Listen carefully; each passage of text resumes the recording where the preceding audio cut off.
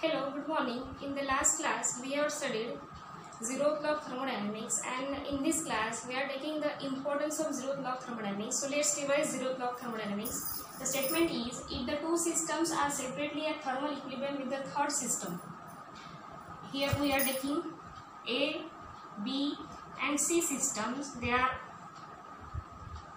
divided by this is the adiabatic wall and this is the conducting wall.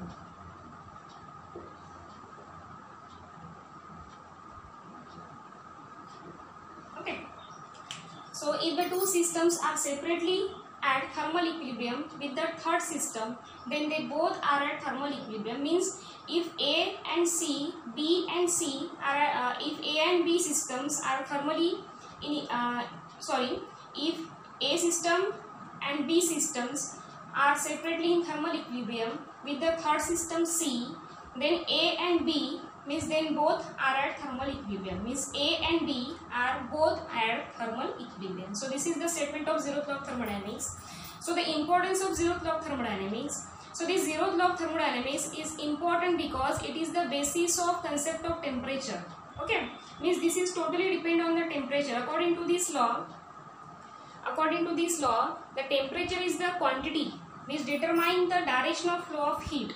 That is when the two systems are at thermal equilibrium, or there is a no transfer, if there is a no exchange of heat energy between the two systems, okay, then we can say that this both system A and C, B and C are at thermal equilibrium. That is the temperature of both the system is same. Okay, so if both the system means there is a exchange of heat energy. Okay, if system A, system B and system C, there are exchange of heat energy between these two systems, means the heat giving system, okay, the system which gives heat is at higher temperature, and the system which acquire heat energy, okay, the system acquire heat, and this B system acquire heat energy. So the system which acquire heat energy is it at the lower temperature, and the heat giving source, so heat giving system is known as the source.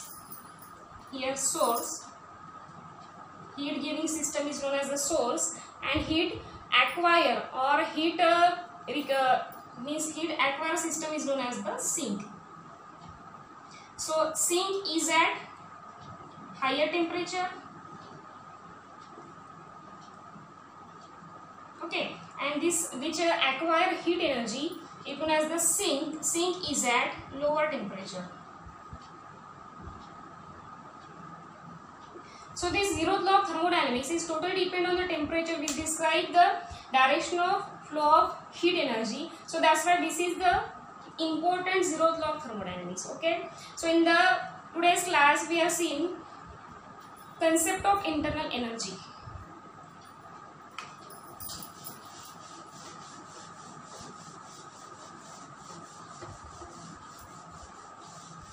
Concept of internal energy.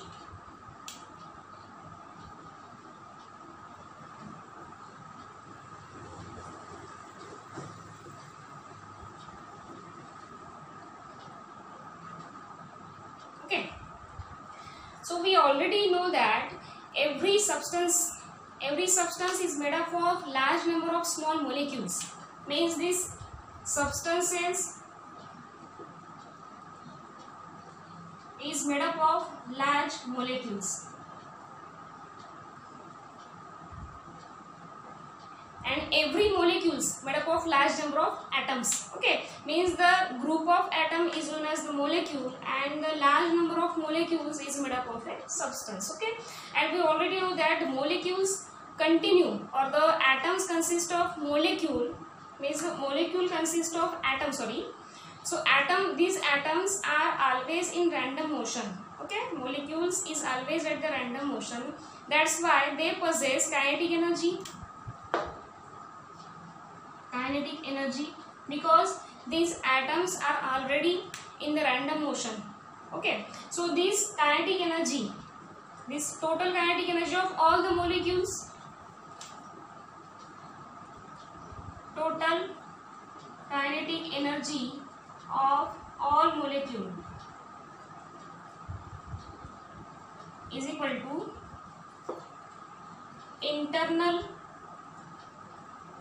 kinetic energy of substance. Okay. Each atom consists of kinetic energy, and the total kinetic energy of all the molecules is equal to the internal kinetic energy of the substance. Okay. So then this kinetic energy depends on temperature,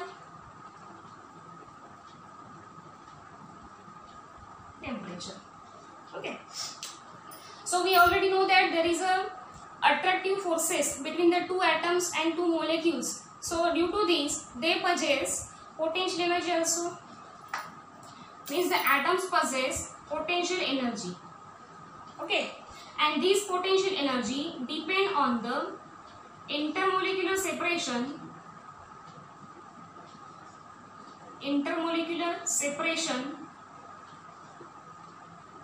of atoms, and second is the attractive forces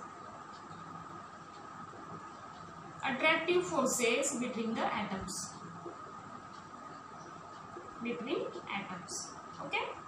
Means the kinetic energy is depend on the temperature, and potential energy is depend on the intermolecular separation of the atoms and attractive forces between the atoms. So this total potential energy of all molecules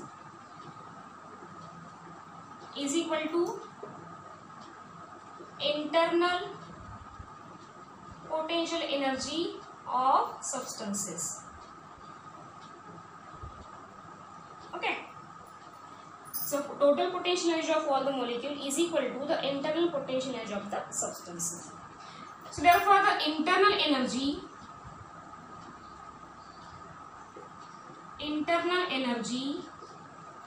is called as the sum of internal kinetic energy and internal potential energy, okay. Means the internal energy is equal to the sum of internal kinetic energy of the substances, means the internal kinetic energy of substance and the internal potential energy of the substance. So this is called the internal energy. Got it? Internal energy is equal to the sum of internal kinetic energy of the substance and the internal potential energy of the substance. It is denoted by the letter U. So U equals to total kinetic energy, means the internal kinetic energy, and total potential energy, okay. And the internal energy has the unit of same energy as the joule. SI unit is the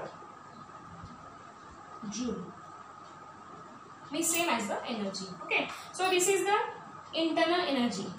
So for example, if Q is the energy supplied to a system, okay, when some amount of energy, for example Q amount of energy is supplied to a system, then if Q amount of energy is supplied to a system, so this energy is used to increase the temperature of the system, okay. So this energy is used to increase the temperature and to increase the volume of the system. Means out of this Q energy, some part of energy is used to increase the temperature of the system and to increase the volume of the system, okay. And the remaining part of the energy, okay, remaining part of the energy is used to do the work. In doing the work, remaining part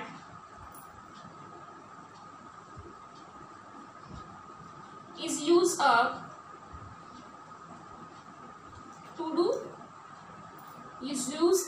in doing work done against external pressure, okay. So how can work the energy, internal energy?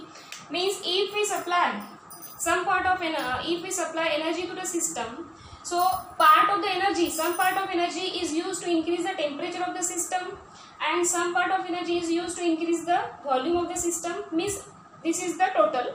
Okay, part of energy is used to increase the temperature as well as increase the volume of the system, and remaining part is used in doing work done against the external pressure. Okay, for example,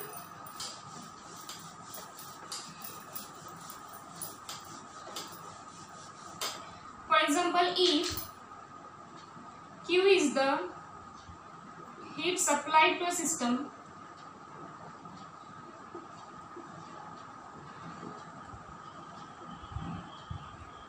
and W is the work done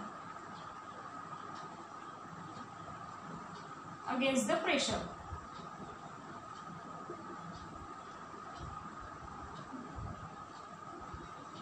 Okay, Q is the heat supplied to a system and W is the work done against the pressure. So out of this Q, okay, out of this Q, some part of energy is used to increase the internal energy of the system, means to increase the temperature. Okay, so as the temperature increases, there is an increase in the internal energy of the system, means kinetic energy. Temperature is related with the kinetic energy, and kinetic energy of the atom is related to the potential energy, means the total energy. So that's why some part of energy is used to increase the temperature of the system, means in order to increase the internal energy of the system, and remaining part, here W is the work done, means remaining part is used to in doing work done. If W is the work done against the pressure, then remaining part Q minus W is used to increase the internal energy.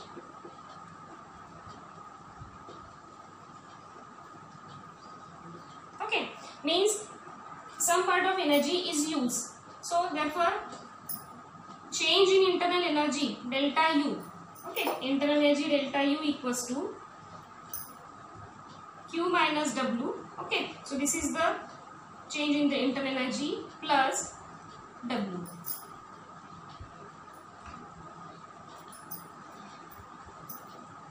Means here delta U plus W. So we can write this delta U equals to Q minus W.